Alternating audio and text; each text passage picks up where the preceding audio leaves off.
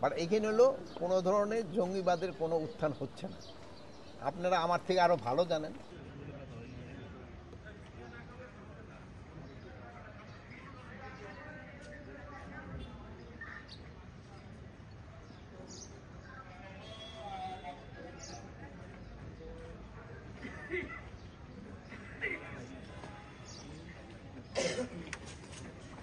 ভালো আছেন?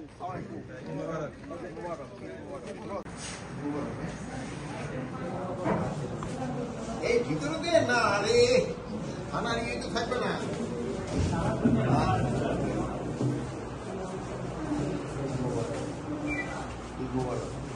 তোরা কি এখানে খাওয়া খেয়েছ? দুপুরে কি খাওয়া গরু মাংস খাচ্ছি মুখস্থ করতেছ না খাইছ? আর রাত্রে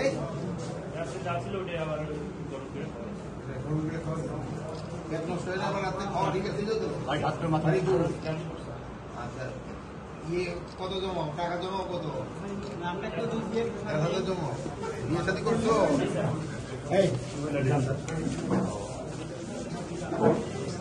তোমার নাম কি? কার বাচ্চা?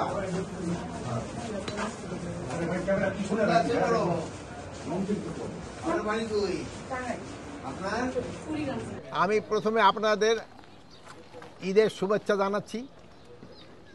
আপনারা এত কষ্ট করে এখান দিয়ে আসবেন আমি ভাবিনি, এই জন্য আপনাদের সবাইকে আমি ধন্যবাদ জানাই। আর আমি আজকে থানা ভিজিটে একটা উদ্দেশ্য ছিল যে তাদের সাথে শুভেচ্ছা বিনিময় করা।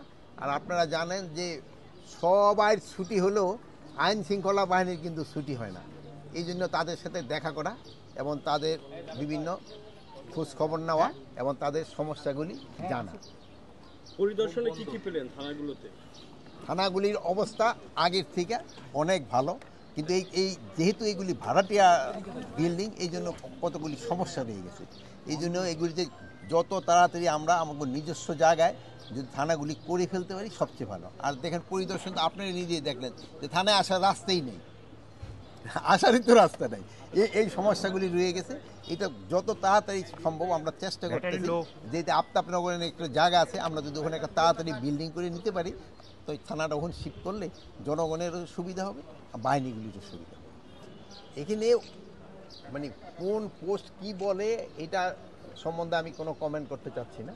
বাট এখানে হলো কোনো ধরনের জঙ্গিবাদের কোনো উত্থান হচ্ছে না। আপনারা আমার থেকে আরও ভালো জানেন। কোনো ধরনের আমরা দায়িত্ব নেওয়ার পর কোনো ধরনের জঙ্গিবাদের কোনো কিছু দেখছেন? কোনো কিছু হয় না।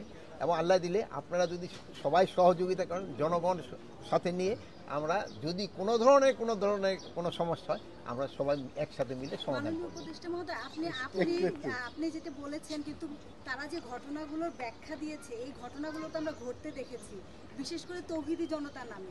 শোনেন, ব্যাখ্যা এখন হলো কি, আপনি 5ই অগাস্টের পরে কিছুদিন তো সরকারই ছিল না, এরপরে তো পরিস্থিতিটা তো আস্তে আস্তে উন্নতি হচ্ছে।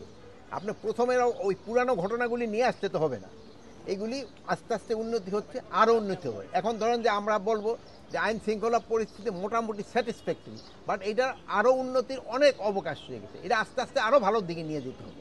এটার জন্য আমরা সবাই মিলে চেষ্টা করবো। আপনারাও চেষ্টা করতেছেন, জনগণও চেষ্টা করতেছে, আমরাও চেষ্টা করতেছি, আমাদের বাহিনীগুলোও চেষ্টা করতেছে। আমরা যদি সবাই একসাথে কাজ করি এটা একদিন ভালো হয়ে যাবে অবশ্যই।